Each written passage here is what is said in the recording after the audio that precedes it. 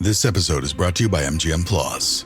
From and its Horrors returns for season 4, centered around a town that traps all those who enter. Terrifying creatures that come out at night. Horrors some wished had stayed buried. Where desperate hope leads to darker truths. Dangerous new arrivals, a sinister figure, a shocking revelation. From season 4 premieres April 19th on MGM Plus. Some doors should remain closed. Red Apple Audio Networks, Walter Sterling, Another Side of Midnight, and it begs the question, how many sides of midnight are there? But I digress. Michael Harrison is the publisher, owner of Talkers magazine, talkers.com. Now let me explain what that is. In the radio industry, there are talk show hosts like me who are obsessed with themselves. And this is a publication that lets them read about themselves and the latest updates on the activities of the industry. But the good news for you is that your interest in talk radio is obvious. You can learn about the industry, get the news of the industry for free right now. Just go to talkers.com and subscribe, and you get it for free. And then you can be a yenta about talk radio. Michael Harrison is an existentialist, an expert on all the things that we really care about: the universe, dimensions, Bigfoot, UFOs, UAPs. I don't know what UAP stands for. Dimensional aberrations and time adjustments and visual. Wow. I know. And virtual you're reality. You're giving me credit for things that I hardly even know what they mean. You know what's really funny, Walter? When you introduced me, when you started that lovely introduction, thank you, by the way.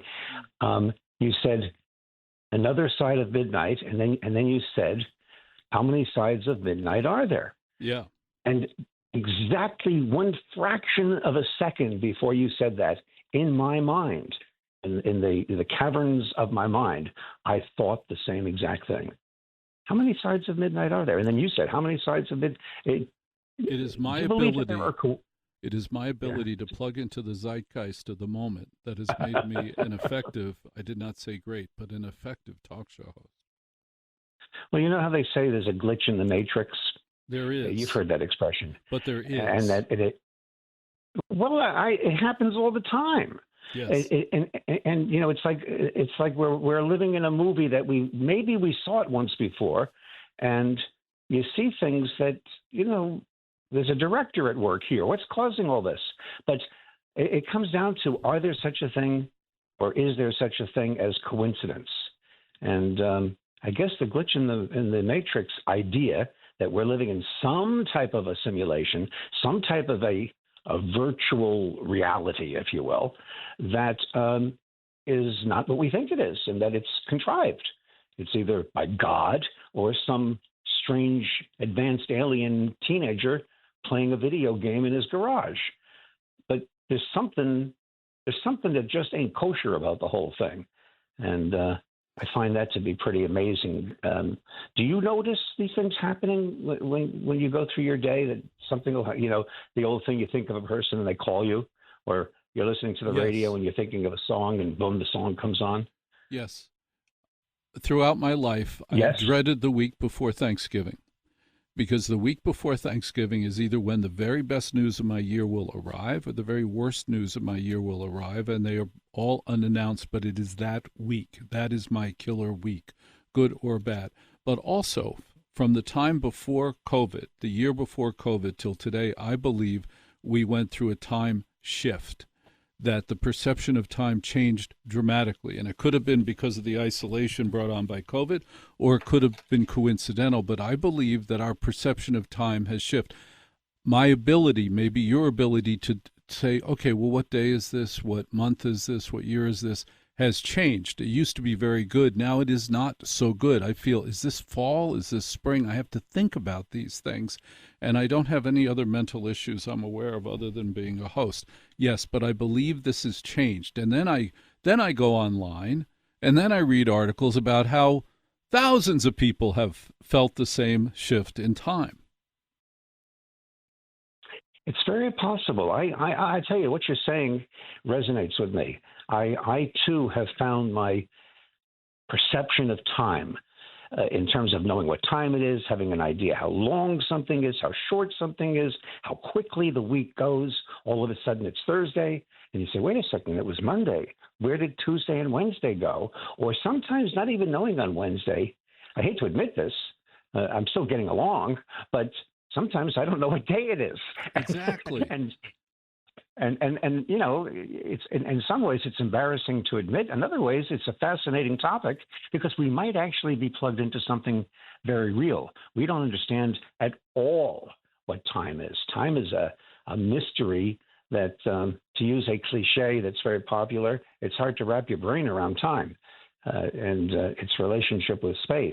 But this whole thing about the Matrix and virtual reality and you know, what is real. As a student of media, and I think you'll find this fascinating because you've been a student of media and we both know each other since we were students. It seems the goal of media, meaning professional media, microphones, record players, telephones, you know, television, headphones, the role of media has been slowly but surely to recreate reality, which we now call virtual reality. And we're just on the verge of that, where the brain operates as a computer enhancement machine. Whatever the latest form of media that we are experiencing seems to be better than anything we could possibly imagine. You know, it's like you mentioned, I think last week on your show, something about they used to mix records in the studio so that they could be heard optimally on a small little radio, on a transistor radio. Right. And when we used to listen to those little transistor radios, it sounded like a symphony. It sounded like it filled the space. And then you listen to it now, and oh my gosh, it's horrible. Black and white movies were very normal. I thought there was a dimension of reality that was in black and white. And now, of course, kids who are not used to it, they can't even watch black and white television or movies. It doesn't feel right to them. And do you remember when hi-fi first came along? Yes. How yes. real it sounded totally real. And then stereo, that sounded real. Quadraphonic didn't work because we don't have four ears. You don't need to have four speakers to make it real. But headphones, listening to Dark Side of the Moon, which should be called Far Side of the Moon. People used to listen in headphones and, you know, enhance themselves with chemicals that might not have been legal at the time. I have come to the conclusion that we're eventually going to reach a point where the fake reality is more real than the real reality. And none of us are going to ever want to come out of our cocoons. You know, that's probably why we don't run into any civilizations out there. You know, the Fermi paradox that I talked about a couple of weeks ago. Well, what's interesting, go ahead. Yeah, they don't want to go anywhere. The interesting thing about virtual reality, the putting that mask on your face, is that it is not popular. It has not been embraced. It is a fringe group of people that are able to use it or enjoy it. There was a great belief that this would be the new technology, the new amusement, the how you spend your time. Instead, for too many people, it caused them to walk around the room and break lamps. Yeah, because it's a faulty technology. It's like when we had 8 tracks and we thought they were the coolest thing, when a long song would stop in the middle. It would stop in the middle because it didn't fit the casing, and then you had to go find a new place on the 8-track where your song picked up, if it even did. It was a faulty technology. But the faultiness is having to wear the damn headphones and the eye visor and all of that. But if they were able to have something plugged directly into your brain, where it went right into the olfactory lobe and you could smell, or it went into the optical lobe and you could see, or the auditory nerve and you in the brain, and you could hear as if it were real, but even more real than your bad eyes can bring in, more real than your worn out tongue could taste, or your shaky old ears can pick up. And it was simply inserting a chip in your brain or taking a pill, and not walking around with a visor that makes you nauseated because it's not quite accurate, I think people would turn to that in a second. I don't think people are going to allow chips to be put in their brains.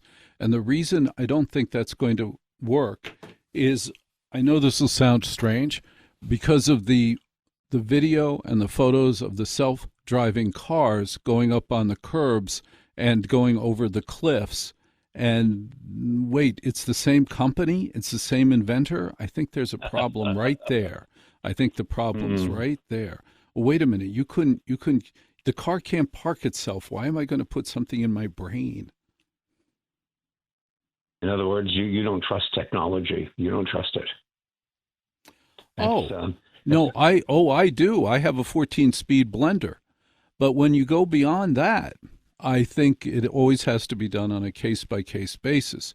Remember, the first time, this is true, the Cadillac Sedan DeVille was the first car that had cruise control. A 1962 Sedan DeVille had cruise control. Well, the problem was that it was electromechanical. And the mechanical part, it was a dial, a physical dial. And, gee, sometimes it got stuck, and it got stuck at 80, and it took a couple of years for that to come out again. But once they got it right, then it was embraced. And I think that's true of technology in general. Once they get it right, but there's no proof that it's right yet. No, and the very, very leading edge of any technology is not usually right away. So it depends on where you are. What do they call it? Early adapters, late adapters, or adopters and adapters. And I still haven't gotten that one straight. It's all right. You know what I mean? I do. Yeah. It's an SAT problem. Sorry, you didn't do well on the SAT, would be my guess. What were your SAT scores, by the way? I don't remember, but I remember that they were just good enough for me to be able to get into college. No, tell them which college, because it has a great program. Oh, Hofstra. I went to Hofstra. You went to Hofstra, which in my opinion there are 2 or 3 great audio media programs in America, and that's absolutely one of them. They do a spectacular radio job. God bless them for believing in radio. I know of other schools that could possibly be at Syracuse that actually believe there's no interest from students in being in radio, just no interest, and therefore. Now if we're talking media, you're pressing a button. Yeah, but let me finish. Let me finish. Okay. Stop. Go let me ahead. finish. At Syracuse, they have a TRF curriculum, television, radio, film. Television, radio, film. Today, there is not one radio course in that curriculum. Oh. And you're on the board. Tell us about the Hofstra board. Oh, well, I'm on the Dean's Advisory Board in the Communication Department at Hofstra. I have been there for years. And one of the conversations we have is, what do young people going into media for a career and going to college for, what do they need to know? What do they need? Do they need to learn radio? Is radio going to be around? Or what is radio? I mean, these are great discussions. Fortunately, because my love for radio is both emotional and practical. I think radio is important, and we could talk for hours about that. We won't. But there's some people who believe radio is, over. And then you come to the discussion, is radio an aesthetic, or is radio actually a practical tool that we will continue to use, or is it an art form, or is it a hurricane lamp? What is it? Yeah, but that's an issue that we deal with. That's an issue that we talk about. Well, I'm on the Dean's Advisory Board at the Newhouse School, and I started I started sitting in those meetings saying, "Where's the R? What do you mean television, radio, film? Where the hell is the R? Probably a good idea to have an R in the television, radio, film." And they actually believed that there was no interest among the students in a radio curriculum. And I said, well, then there's no interest in students in earning money. And they go, what? What are you talking about? I said, do you understand the highest paid on-air talent, radio or TV or film, is a radio star? And you understand that the highest paid programmer is not the guy who's programming the Discovery Channel or NBC. It is the person programming Sirius. And that I promise you, in any given city, any local city, I bet you anything, the highest paid account executive, salesperson, is a radio salesperson, not the Nexstar television person who's making 45.8. Well, do you think that radio is suffering? Because the stats prove that radio still is viable on just about every level: number of listeners, number Correct. of outlets, money, all of that. Do you think that radio suffers from a psychological problem that No. maybe I call it screenus envy? No, here's what it suffers. Okay. No, it's way too falutin. Here's what it is. It's much simpler. Radio is so successful that it is ubiquitous. You get in your car, you turn on the radio. You walk into a retail store, the radio's on in the background. You go to work, the radio's on. Radio is everywhere. It's ubiquitous and therefore invisible and therefore never top of nine, never front and center. That's what it is.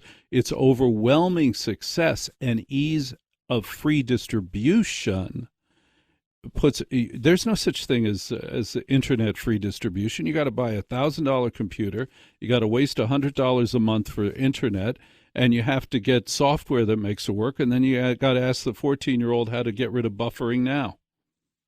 It's hard to find a radio too in the stores. I mean, I wish Isn't that crazy? Isn't that insane? Good luck finding a radio set. Good luck finding radio. Hey, listen, so this is Michael Harrison. I am grateful for the time and the thoughts that you have shared today. It's talkers.com. Go there, subscribe, sign up, free, not sort of free, not free for 3 months. No, it's just free. Yeah, and no catches. And Michael created it, and now we've learned he's on the Dean's Advisory Board at Hofstra. And now we've learned that you better tell the folks in Syracuse what they need to do fast. Well, as you can see how much impact I have. Red Apple Audio Networks, Another Side of Midnight with Walter Sterling and Michael Harrison. Thank you.